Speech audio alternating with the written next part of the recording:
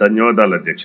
ఈరోజు ఆంధ్రప్రదేశ్ రాష్ట్రంలోనే కాదు ప్రపంచంలోనే హిందువుల ప్రతీకగా ఉన్నటువంటి కలియుగ దైవం అయినటువంటి వెంకటేశ్వర స్వామి సన్నిధిలో జరిగినటువంటి కల్తీ నెయ్యి పరిణామాలు హిందువుల మనోభావాల్ని, హిందువుల విశ్వాసాలని దెబ్బతీసాయడంలో ఎటువంటి సందేహం లేదు అధ్యక్ష.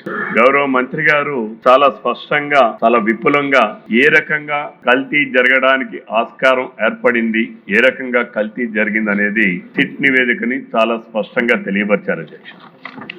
అయితే తిరుమల వెంకటేశ్వర స్వామి అపవిత్రాన్ని కానీ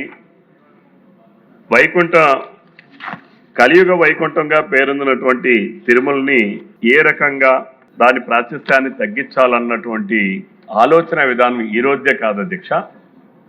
గతంలో ఆనాడు రాజశేఖర్ రెడ్డి గారు ముఖ్యమంత్రిగా ఉన్నప్పుడు కూడా అధ్యక్ష, తిరుమల వెంకటేశ్వర స్వామి కొండలు 7 కాదు, 7 కొండల వాడు కాదు, 2 కొండలని చెప్పి ఆనాడు రాజశేఖర రెడ్డి గారు ముఖ్యమంత్రిగా ఉన్నప్పుడు జీవోఎంఎస్ నెంబర్ 338 2005 సంవత్సరంలో జారీ చేశారు అధ్యక్ష. దానిపైన ఆనాడు ప్రతిపక్షంలో ఉన్నటువంటి తెలుగుదేశం పార్టీ నాయకుడు చంద్రబాబు నాయుడు గారు, అలాగే ఎన్నో హిందూ సంఘాలు అందరూ కూడా పోరాటాలు చేస్తే ఆయన చేసిన తప్పుని తెలుసుకొని ఆ రోజు ఆయన ఇచ్చినటువంటి జీవోల్ని మరలా 2007 సంవత్సరంలో వెనక్కి తీసుకున్నటువంటి సందర్భం అధ్యక్ష.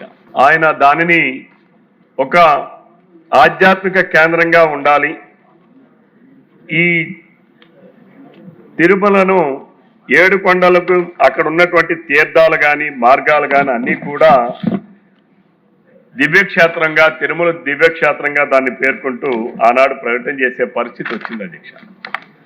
అయితే ఆనాడే చంద్రబాబు నాయుడు గారు చాలా స్పష్టంగా అసెంబ్లీలో కూడా పోరాడారు అధ్యక్ష. ఆనాడు ఉమ్మడి రాష్ట్రంలో మీరు ఆ జీవోల్ని ఉపసంహరించుకోకపోతే మరలా మా ప్రభుత్వం వచ్చిన తర్వాత నేను ఉపసంహరించుకుంటా అనేటటువంటి పరిస్థితి ఆ రోజు చంద్రబాబు నాయుడు గారు నాటి శాసనసభలోనే చెప్పారు అధ్యక్ష.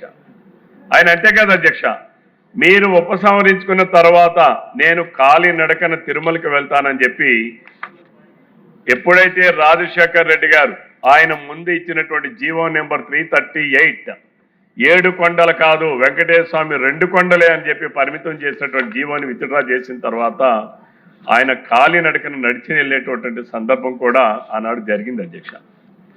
అంతేకాదు అధ్యక్ష, తిరుమల తిరుపతినే కాదు అధ్యక్ష, వెంకటేశ్వర స్వామి వారిని కించపరిచే విధంగా, అక్కడ జరిగే క్రమాలని కూడా కించపరిచే విధంగా వైఎస్ఆర్సీపీ పార్టీ ఏ రకంగా ప్రచారాలు చేశారంటే పింక్ డైమండ్ పేరుతో వైసీపీ అసత్య ప్రచారం చేశారు.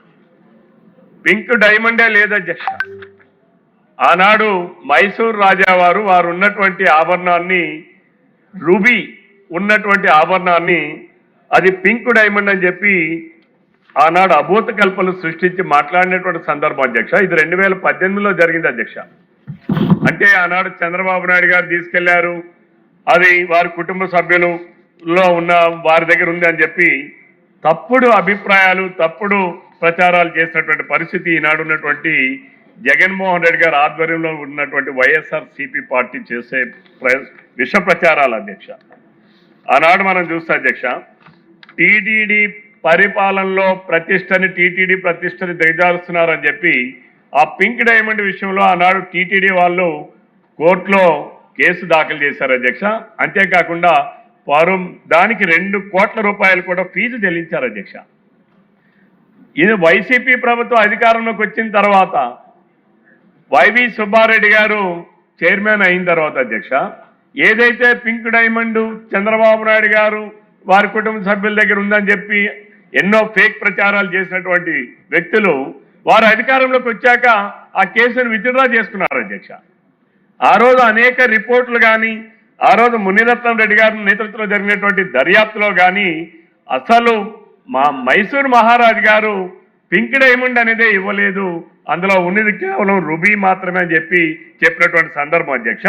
అంతేకాకుండా జస్టిస్ జగన్నాథరావు కమిటీ కూడా అది రూబీ అని చాలా స్పష్టంగా తేల్చినటువంటి పరిస్థితి అధ్యక్ష. అంటే వైసీపీ పార్టీ ఏ రకంగా అసత్యాలు, తప్పుడు సమాచారాలు, ఫేక్ ప్రచారాలు ప్రజల్లోకి తీసుకుని వెళ్తుంది, అనేటటువంటిది ఇది ఒక నిదర్శనం అధ్యక్ష. Please subscribe to Leo News for more videos.